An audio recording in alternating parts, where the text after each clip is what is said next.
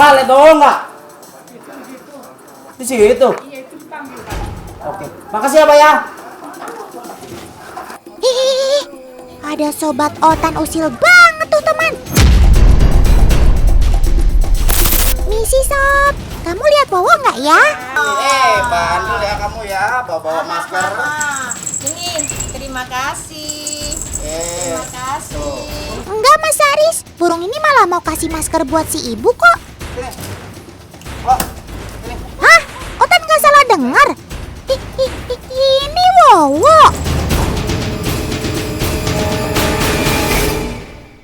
Waduh Bu, Wowo main di sini terus ya? Iya Mas Aris, ini lagi nyiapin makannya dia. Maaf nih Bu, ngerepotin. Weleh. Jadi Wowo yang terkenal satu RT ini ternyata burung gagak peliharaan Mas Aris toh.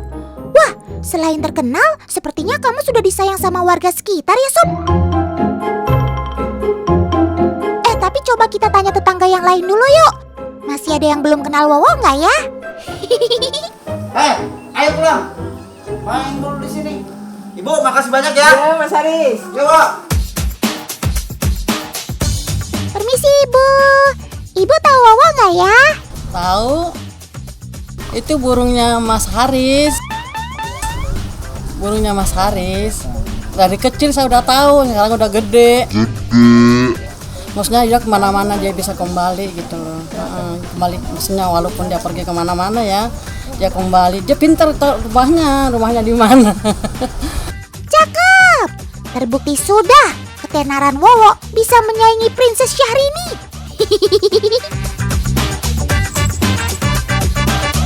Ini dia nih burung yang bikin heboh satu kampung.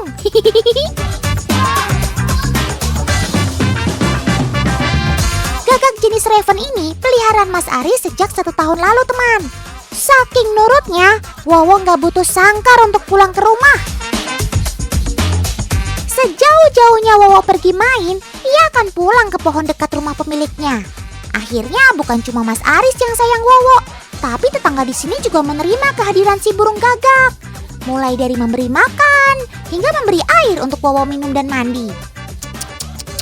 Enak banget hidup kamu, Wo.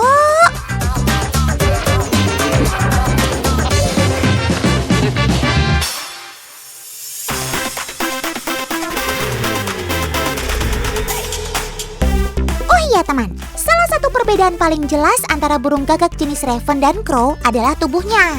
Raven mempunyai tubuh dan paruh yang lebih besar. Rentangan sayapnya akan terlihat lebih panjang dan lebar, mirip seperti elang. Cara raven bermanuver, cukup sedikit mengepakkan sayap, sudah dapat melayang di udara. Sedangkan crow lebih mirip burung dara yang harus terus mengepakkan sayapnya agar bisa terbang. Sayap raven lebih runcing dan memiliki bentuk ekor segitiga. Sedangkan crow punya ekor yang lurus.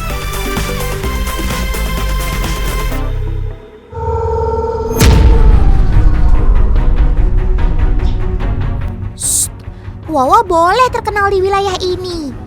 Tapi burung gagak tetap menyimpan mitos sebagai burung pertanda kematian.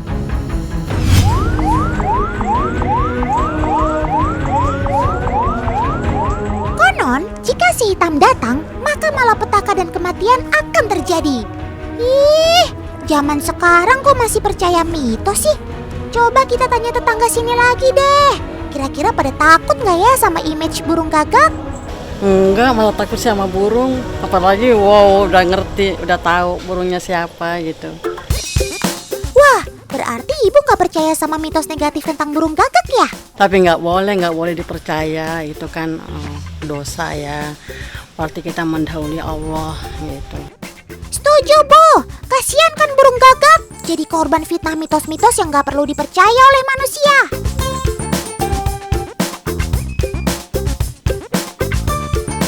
Hei, ampun deh, Wo. Usilnya maksimal. Jika burung hitam ini mendekat, lalu respon kita kabur, maka Wowo akan semakin semangat untuk mengejar. Tapi ada juga yang jadi sengaja main lari-larian sama burung gagak. Karena kalau lari dari kenyataan, lebih capek, bro. Sudah, Wo, sudah. Nanti kamu kena omelan para emak-emak loh. Eits, jangan sedih penonton. Gak cuma orang sekitar rumah Mas Aris yang kena usilnya Wowo, tapi kru si Otan juga dapat sambutan jahil dari burung gagak ini. Tapi jika diperhatikan, tingkah lucu dan jahil Wowo disebabkan karena rasa ingin tahu burung gagak terhadap benda yang baru ia lihat. Maka terjadi respon tidak terduga dari sobat Otan ini. Seperti pepatah, tak kenal maka tak sayang. Sekarang kamu udah sayang kan sama semua kru Otan? Loh. Dek, uangnya jatuh loh ini. Hei, nanti kamu gak bisa jajan batagor loh.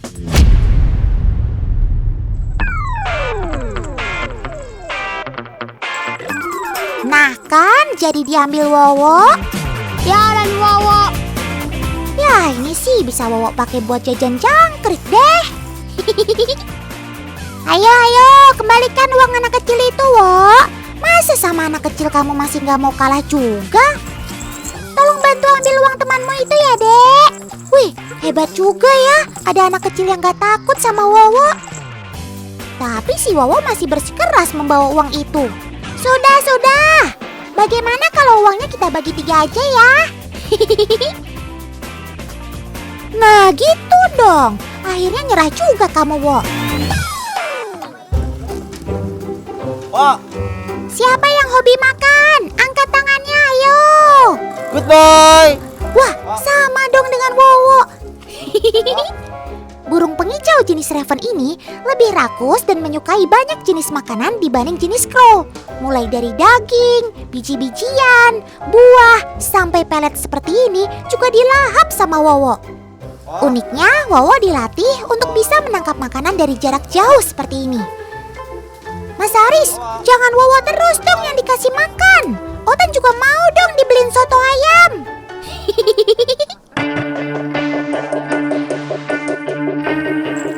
Wah, mulai nggak bener nih si Wowo.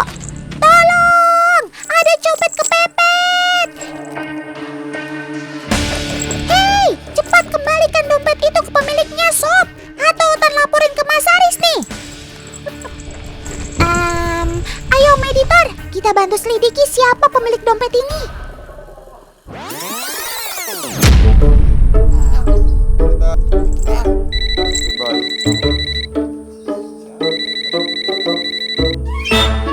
Halo. Capek deh, ternyata dompet yang kamu bawa kabur itu punya Mas Aris toh. Tunggu deh, dari keusilan Wowo, Otan jadi memperhatikan tingkah Wowo yang luar biasa cerdas.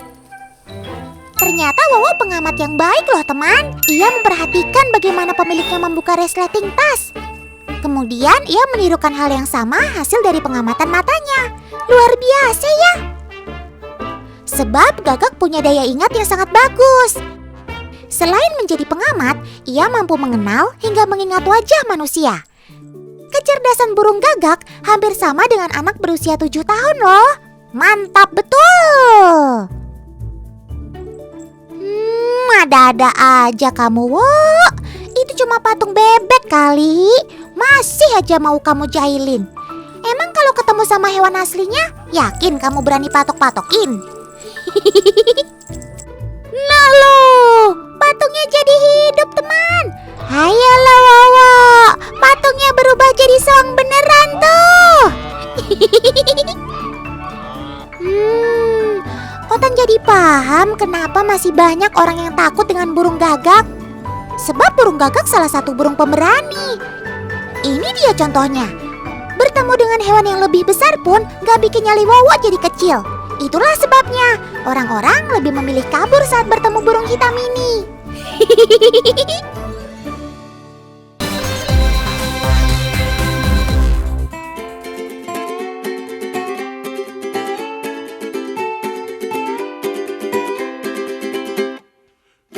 Hai Sob, sendirian aja nih makannya.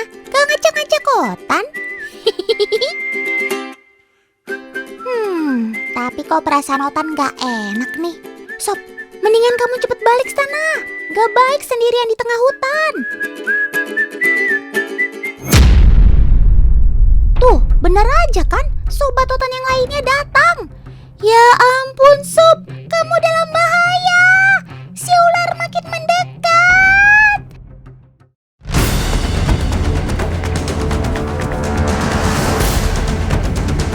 Wah, Otan gak mau lihat kamu menderita Sob. Jangan. Loh, kamu bisa lolos dari sergapan ular Sob. Hebat. Syukurlah, Otan udah panik aja dari tadi.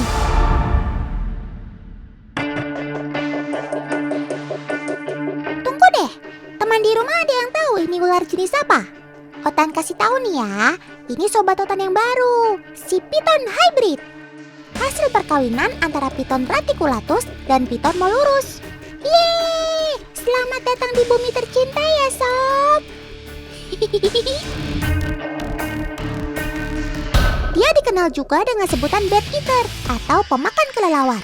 Padahal setahu Otan, dia nggak selalu makan kelelawar kok. Tuh buktinya, kelinci aja dia serang.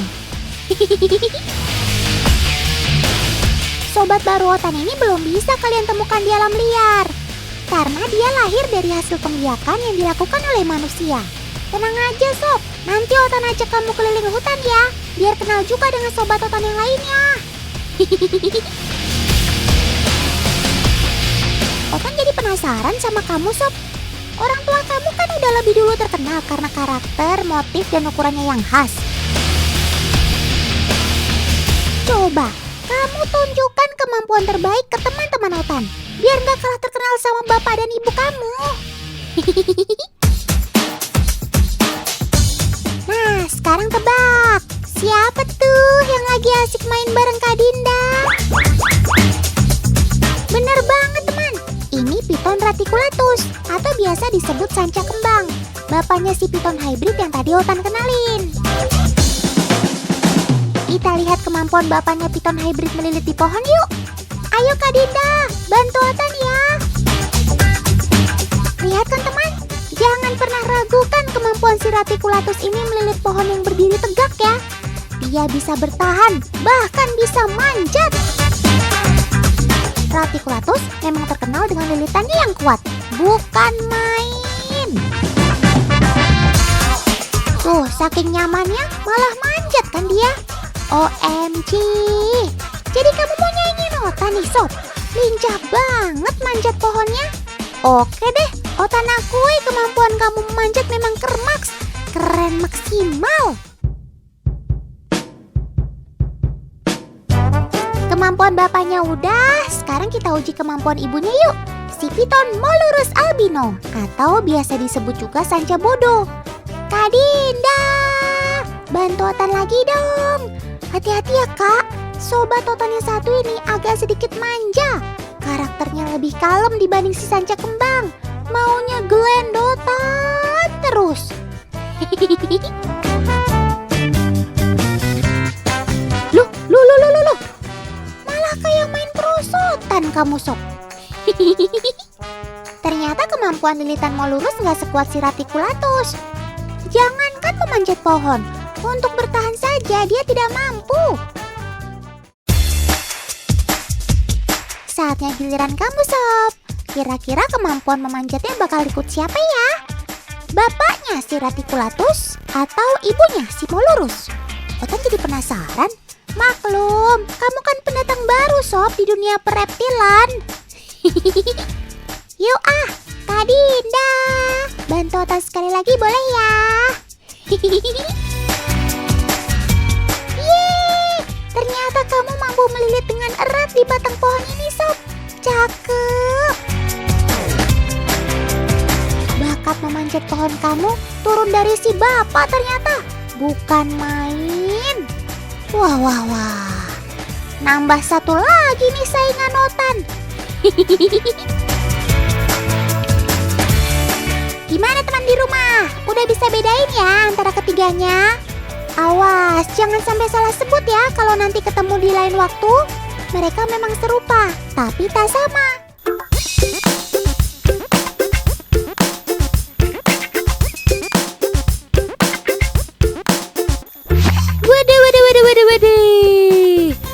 Nggak di pohon, nggak di air. Lincah juga ya kamu sob, canggih. Sepertinya nggak ada kesulitan sedikit pun saat kamu di dalam air. Berenang jago, menyelam juga bisa. Cakep. Tuh. Malah asik lenggak-lenggok di air. Berasa dunia milik sendiri ya sob. Gak perlu diragukan lagi. Kamu memang benar-benar keturunan ular piton.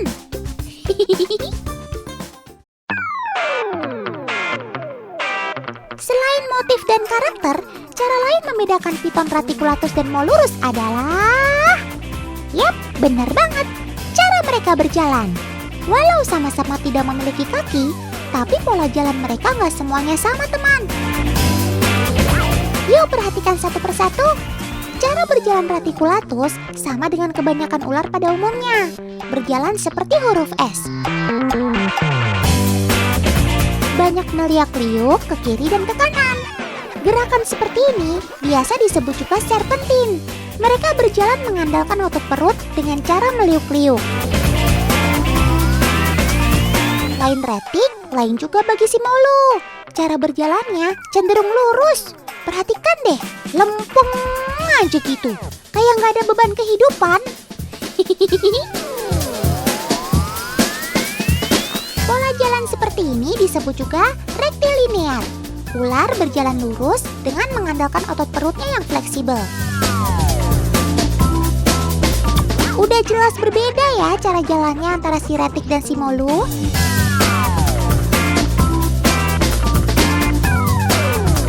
Sekarang perhatikan teman, cara berjalannya piton hybrid atau si bat eater ini. Kalau diperhatikan dengan seksama, pola jalannya kadang lurus, kadang juga meliuk-liuk. Bisa dibilang dia mampu menirukan pola jalan retik dan Molu secara bersamaan. Keren abis kamu sob, cakep.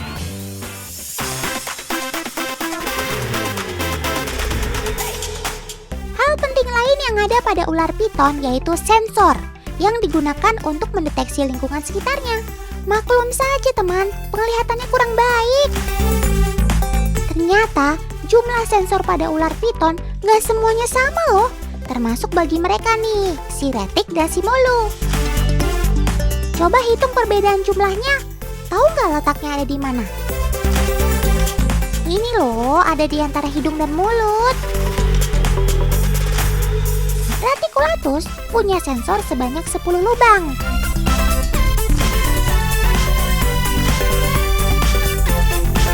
Sedangkan Molurus punya sensor sebanyak 6 lubang. Jumlah sensor ini tentu berpengaruh terhadap insting berburu mereka. Semakin banyak sensor, biasanya akan semakin sensitif dan agresif, terutama urusan berburu mangsa. Coba sekarang kita hitung jumlah lubang sensor si piton hybrid. Ada yang udah tahu jumlahnya? Yeay, bener banget. Total lubang sensor si piton hybrid ada 8 teman.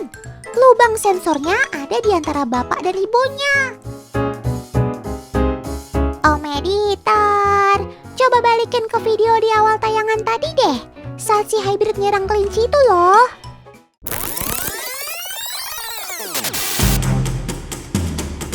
Oke, makasih Om editor yang baik hati.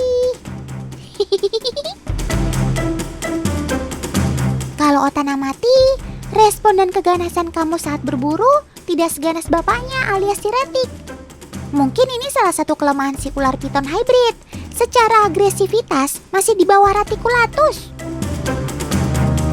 Beruntung kamu kelinci bisa lolos dari sergapan si hybrid. Coba aja yang nyerang si retik. Jangan harap kamu bisa lolos begitu saja.